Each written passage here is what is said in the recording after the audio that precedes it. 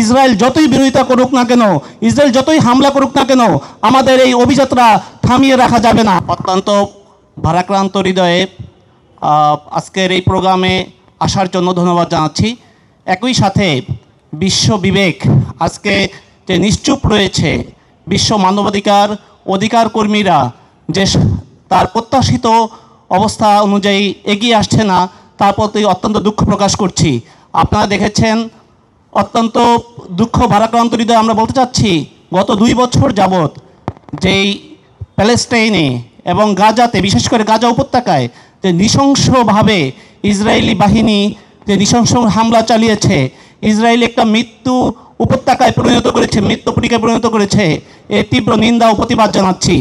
আমরা আজকে ইউটিএলের উদ্যোগে আজকে এখানে সমবেত হয়েছি।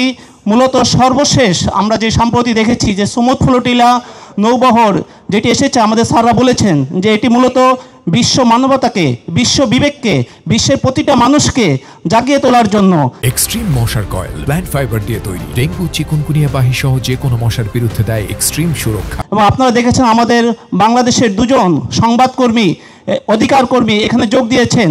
শহীদুল আলম উনি বলেছেন যে আমাদের উদ্দেশ্য মূলত ওখানে ত্রাণ বিতরণ নয়, আমাদের উদ্দেশ্য হচ্ছে আমাদের এই বিশ্ব বিবেককে নাড়া দেওয়ার জন্য, এবং আমরা যে দীর্ঘদিন যাবৎ এই যে অবরোধ রয়েছে সেই অবরোধ ভেঙে ফেলতে পারি, যে সেই অবরোধ ভেঙে গাজা আমরা প্রবেশ করতে পারি, সেই বিষয়টাকে তুলে ধরাই এবং বিশ্বকে দেখিয়ে দেওয়ার জন্যই মূলত আমাদের এই যাত্রা, এবং সেই অগ্রযাত্রা অব্যাহত থাকবে।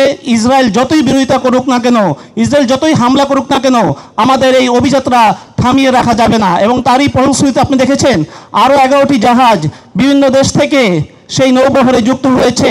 ইনশাআল্লাহ অচিলেই এই অবরোধ ভেঙে ইসরায়েলের যে উপাখ্যান, সেই উপাখ্যান ভেঙে আমরা বিশ্ব মানবতার যে বিজয়, সেই বিজয় লাভ করব।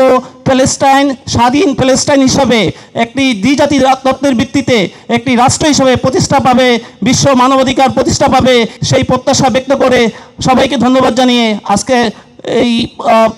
জানিয়ে আমি আমার বক্তব্য শেষ করছি। ধন্যবাদ।